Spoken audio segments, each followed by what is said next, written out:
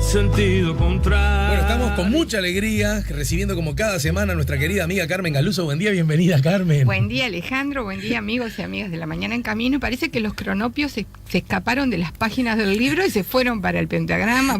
Tal cual. Y a propósito de libros, Carmen hoy vino con 1, 2, 3, 4, 5, 6 libros, los puso así. Que Liliana está ocupando toda la mesa bajo la consigna escritores que escriben sobre la escritura. Claro, me costó mucho elegir estos 6 porque yo, más que en mi condición de editora, en mi condición de coordinadora de taller, consumo mucho libro de escritor que escribe acerca de la escritura, porque coordino talleres de escritura, entonces es un buen insumo. Y viendo la estrategia que marqué en esta elección fue elegir escritores que escriben sobre la escritura desde diferentes lugares, como para hacer y desde diferentes lugares del mundo, como para hacer un pantallazo así rapidito.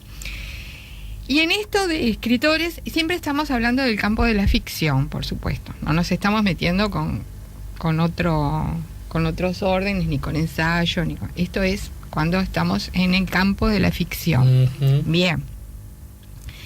Hay un libro, por ejemplo, que se llama Las clases de Eve Uwhardt, y lo escribe Liliana Villanueva, que es una escritora argentina. ¿Y qué hace ella en este libro? Reproduce las clases del taller literario que tenía Berube, que también es una escritora, y porque ella considera que fue tan bueno como ella, y el placer y lo que para ella significaba ir al taller, y bueno, y ella eligió esta estrategia de remitir a la enseñanza que ella recibió de esta otra escritora. Entonces voy a tomar cositas pequeñas de cada libro. De este libro, por ejemplo, se plantea, no hay escritor, hay personas que escriben, dice Uwhardt, y ella compara el proceso de escribir con la artesanía. Dice, el proceso de escribir plantea todos los problemas de cualquier tarea artesanal. Hay dudas, hay dificultades, hay preguntas, hay cosas mal resueltas que hay que arreglar, hay momentos de avidez, hay momentos en que sí se escribe, y hay momentos en los que no tenés ganas de escribir. Uh-huh. ¿Ah? Primero hay que sembrar un campo grande, dice más adelante, para ver después qué cosechamos.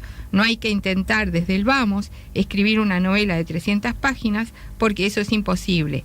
Se va escribiendo de a poco, así como uno va viviendo de a poco lo que a uno le pasa. Uh-huh. ¿Ah?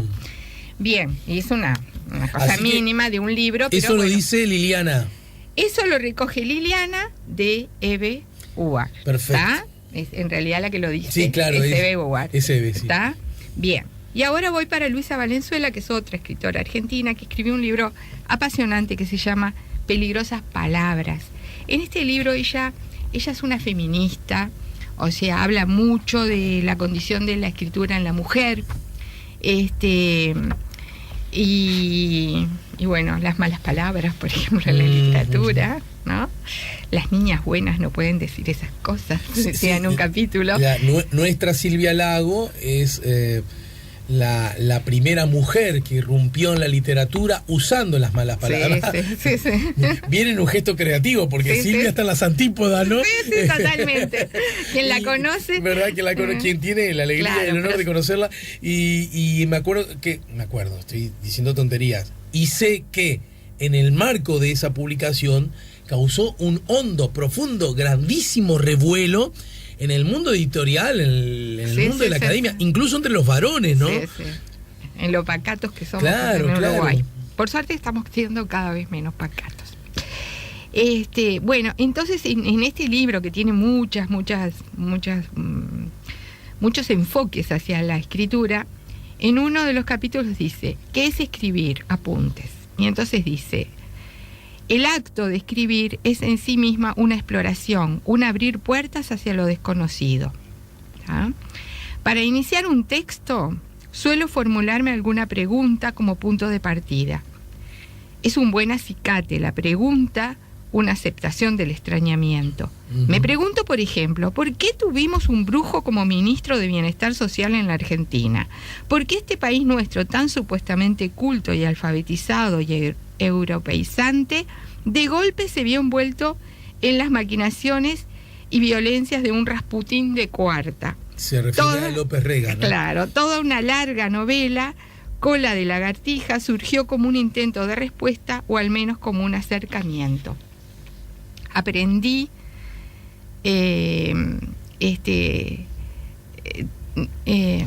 aprendí de paso, dice, algo más sobre el acto en sí de la escritura, a ir elaborando la metáfora, desglosándola, la cuestionada y cuestionable realidad empieza a cobrar sentido. Así que arranca, aconseja, entre otras cosas, arrancar por una pregunta. Bueno, después me voy para otro lugar, Stephen King. Mirá. Mientras escribo un libro precioso, tiene un abordaje bastante autorreferencial, en el que él va contando la historia de cuando él empezó con aquel primer libro que había tirado, que había descartado, que su mujer fue y lo sacó de la basura, y bueno. Pero también hace muchas reflexiones acerca de la escritura que son bastante interesantes para justamente quienes escriben. Viste que Luisa Valenzuela hablaba de un campo grande que después uno va a recoger lo que realmente sirve. Bueno, hay una gran coincidencia entre esta escritora argentina y, por ejemplo, Stephen King. Dice, es muy gracioso. He escrito un libro corto porque la mayoría de los libros sobre la escritura les sobra paja y tonterías. Los narradores no tenemos una idea muy clara de lo que hacemos. Cuando es bueno, no suelen saber por qué, y cuando es malo, tampoco. Claro. He supuesto que a menos páginas, menos paja, dice. Y él le hace un encumbramiento a los editores, que son los que generalmente hacen esa poda, y él reconoce eso mucho, claro. Fíjate quién, ¿no? El acto y dice en otro espacio del libro, el acto de escribir puede abordarse con nerviosismo, entusiasmo, esperanza y hasta desesperación, cuando intuyes que no podrás poner por escrito todo lo que tienes en la cabeza y en el corazón. Esto me pareció re importante.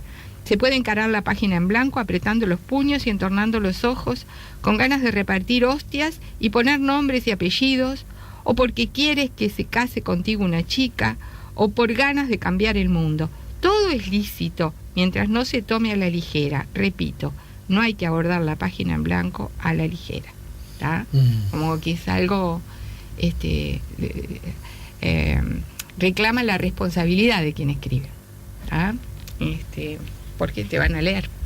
¿Cómo se llama eso? Se llama Mientras escribo, de Stephen King. Bien. Después me voy para otro lugar del mundo, me voy para Murakami. Nos vamos para el Japón. También es un... Estás hablando de 3 idiomas, ¿no? Sí, el español, el inglés, el japonés. Está. Y todos estos están traducidos a todas las lenguas, así que no tanto las argentinas, pero Stephen King ya, y Murakami lo mismo. Bueno, escritor, todo el libro es muy interesante. Él hace una crítica al premio que él recibió, que él lo cuestiona mucho, que fue el que lo potenció. Hace una crítica bastante ácida a los premios en general.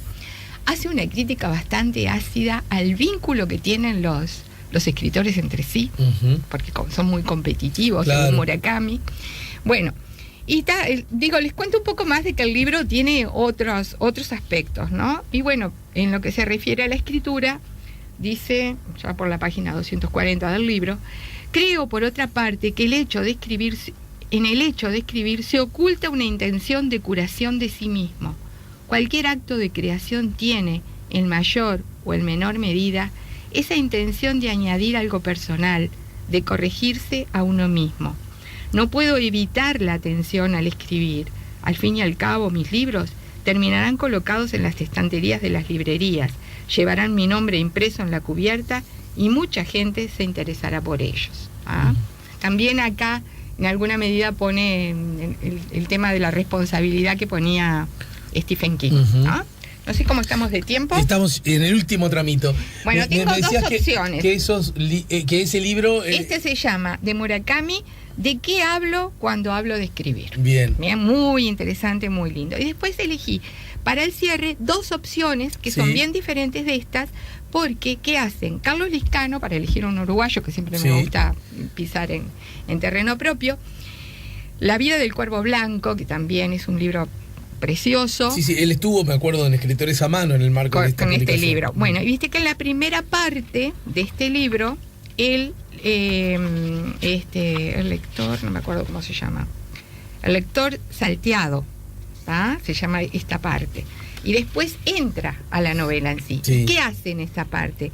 En esta parte discurre sobre todo el proceso que tuvo que hacer para poder escribir esa novela, ¿no?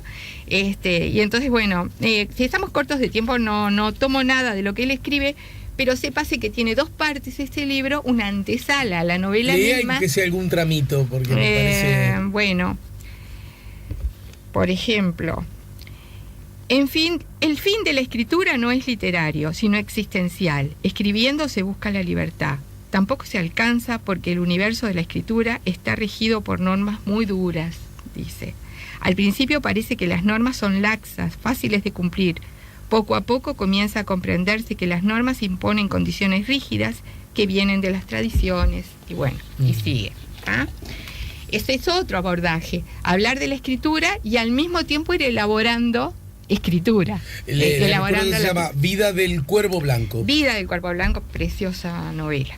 Y después, para cerrar, en otro espacio, Antonio Ortuño, que es un escritor joven mexicano, que escribió un libro de cuentos que pertenece a la llamada generación inexistente en México, que es una generación que no tiene una apuesta en común, pero tiene algunas características, que es que no van contra ningún autor en especial, que siempre viste que lo nuevo viene en contra de lo anterior, que publican por internet, que no les interesa una literatura local, o sea, son varias cosas que caracterizan a la llamada generación inexistente. ¿Y él qué hace? Hace una cosa muy original. ¿Y este amigo mexicano que es un hombre de qué edad? Más o menos? Nació en el 76, 43 años. Bien. Exactamente. El mismo año que nació mi hija mayor. Por eso me lo acordé. ¿Pero qué la tuviste? ¿Con 13 años? Sí, viste, apenas ovulé. Bueno, bien. Qué cosa esto, decir la edad de los hijos te mata. Yo ya ahora la edad de mis nietos, tengo una nieta de 15 años, imagínate. Bueno, en este libro, que es muy lindo, La vaga ambición, son libros de cuentos, son cuentos que como tal guardan independencia en sí mismos, pero tienen un orden, se repiten, un orden que le dio el autor, que está bueno, leerlo en el orden. Yo que a veces leo los cuentos en forma desordenada, me di cuenta que hay que leerlo en el orden que lo puso el autor. Hay personajes que se repiten y tienen mucho de autorreferencial. O sea, él está escribiendo acerca de la escritura desde el lugar del escritor y habrá cosas que no son, pero hay muchas cosas que vos ves que tienen que ver con la vida del autor. Se mezcla el narrador y el autor en alguna medida. Bueno, y de este libro, que además hay una cosa que pasó en la entrevista anterior, que es muy genial. Lo que decían del ballet y del tema de la burla respecto a la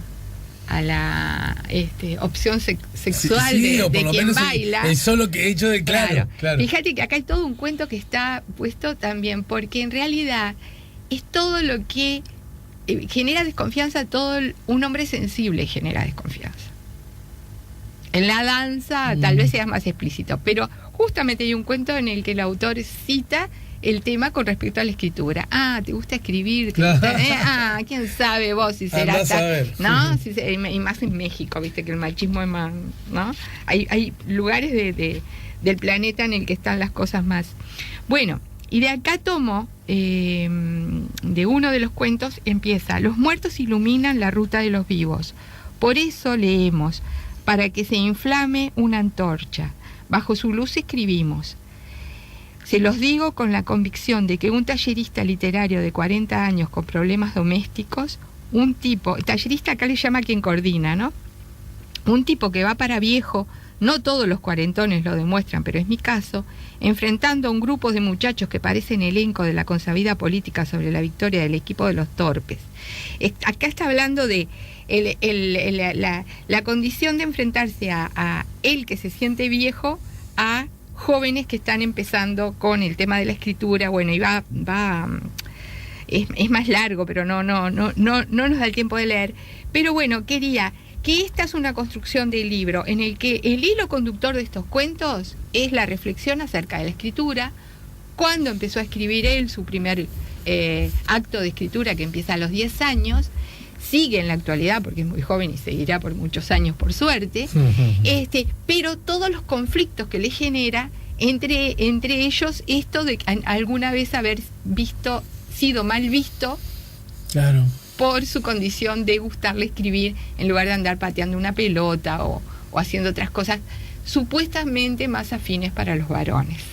Claro. ¿No? Y justo cuando lo comentaban en la entrevista anterior dije, esto pasa con todo lo que sea. Todo. Los hombres parece que no pueden ser sensibles, parece que no, tienen que ser rudos para garantizar su masculinidad, cosa tan tonta. Sí, y que después incluso por ahí también hay que tirar del hilo a ver si no se encuentran razones que explican la violencia del varón frente a cualquier cosa que lo incomode, y en particular contra la mujer, ¿verdad? Estoy segura, porque si le exigieron desde el vamos, claro, ¿no? Por eso. Bueno, esos monstruos que de los que nos asombramos a veces los generamos nosotros por eso, mismos. Sobre todo las mamás, yo le echo mucha culpa a las mamás. Yo soy más amigo de quitarle menos presencia a la indignación, que se entienda, menos energía a la indignación y más energía a la explicación de por qué y de dónde vienen las cosas. Porque si no nos indignamos toda la vida, pero no cambiamos la realidad. Exacto. Y hay que cambiarla. Empezar a mirarnos desde otro lugar. Bueno, muchas gracias, Carmen. No, por favor. Voy a decir una novedad, sos una crack. Ya volvemos con La Mañana en Camino.